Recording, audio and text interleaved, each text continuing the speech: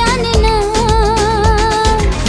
মনই জানে যে কার নাম মনেতে লেখা আছে, কেউ তা জানে না।